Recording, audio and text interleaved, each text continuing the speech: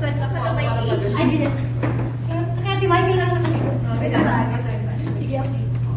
Nagtitig naman tayo. Kasi Team Heart.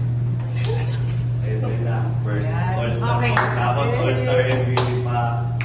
Sobrang nagsaya kayo with the fans din. Ano lang masasabi mo? Yun po, masaya po kami kasi nakapag-interact po kami with the fans. So, parang sa part namin, mas nakakatuwa na makita po yung fans na nag-enjoy. So, ayun, we're very happy and lalo na po kasi first time ko po maging ka-teammates sa Ate Myla and si Ate Anne. So, ayun na naiisip mo sinasabi. Maganda. Re-recruiting ko na po sila. Ayun, for both Eliza and Myla, ano lang din pakiramdam na bumalik yung BPL All-Star and then dito pa sa Canton? Don has always been a good host talaga sa BBL. We've been coming back here because of mga on-tours and other conferences. So talagang, lagi kami excited when we go back to Tandon. Kasi grabe yung warmth ng mga fans and ng buong community. It's just so nice to be part of the All-Star here in Tandon, the very first. And sana magtuloy-tuloy yung All-Star. Kasi para makita din ng mga fans and the volleyball community na we just really want as players na magsaya and mag-enjoy and we're all friends on and off the court. Dagdag lang ako. Ay, grabe na talaga si Ate Myla. Kasi ang daming mga fans ng Canton.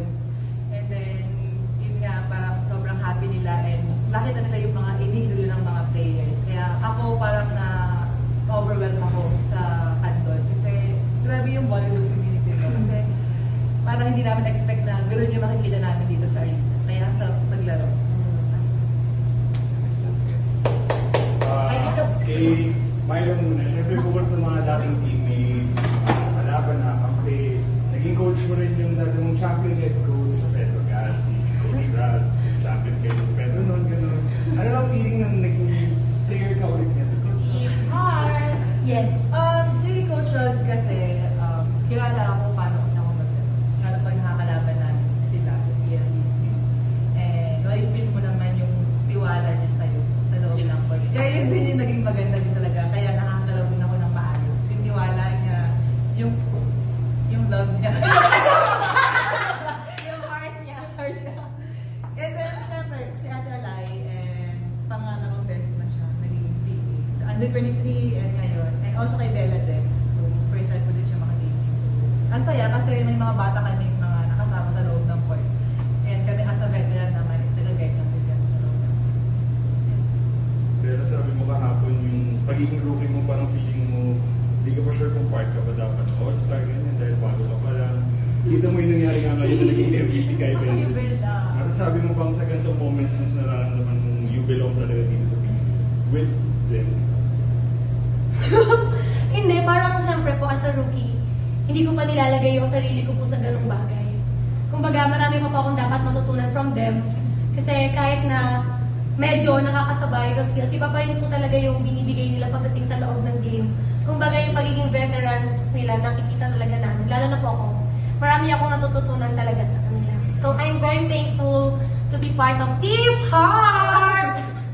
And Ate Lai, from players like Bella na rising sa volleyball scene ngayon to players like Myla has been here na rin for the longest time. Ano lang nakikita mo sa level of talent, yung diversity ng talent sa volleyball ngayon na whether the younger ones or the less younger ones ay talagang tuloy-tuloy pa rin yung pag-angat ng sport altogether. Nakakatuwa kasi yung players are quality talaga. Madami tayong volleyball players, pero I would say they're all quality players. And that's, I think, one thing that we can bank on moving forward in the next few years na meron tayong volleyball community na susuportahan at meron tayong opportunity to have a career in volleyball. So we're very, very happy and sana magtuloy-tuloy lang. I think it's because also for sure si Bella na yung isa sa mga mag-lead dyan sa mga younger generations and sa amin din na nagiging inspiration namin yung mga kabataan. Kabataan. So, pero yun, I'm very, very happy and sana isa lang yung wish ko talaga magkaroon ng we spread good vibes and the whole community on and off the court. So maraming salamat po. Most especially dahil nagkaroon ng All-Star na ganito. Sana nakita ng lahat na good vibes and happy for everybody. Okay, lang, take us through lang naging line judge ka kanina. Yes, dream come true. Thank you po sa All-Star. Kahit sa saglitang panahon, dream come true. Pwede po next time, one game. Yes, one game. Or first referee. Yeah! Paano ka kinausap kanina? Hindi na po. Yung para maging line judge? Hindi po kasi parang, di ba po technical time. Sabi ko, kuya, papagalitan daw. Sabi ko, so ayan, happy lang po. Kahit sino pwede. Speaking of si Bella Lines, he also included volunteers lines when focus na kung gaano kahalaga magbigay also ng experience makalaro yung mga outside na all-star. Di ba po kahit sino? Kahit sino. Kahit sino. Alam mo, I feel like lahat kasi nang nandito, all part of the community. So we wanna give also credit to all of them. We wanna give that limelight. Yung mga nasa likod ng camera ngayon, part din kayo ng community. Maraming salamat sa pag-akyat dito sa Kanton. Again and again and again, maraming salamat. So, I think at the end of the day, we just celebrate volleyball today.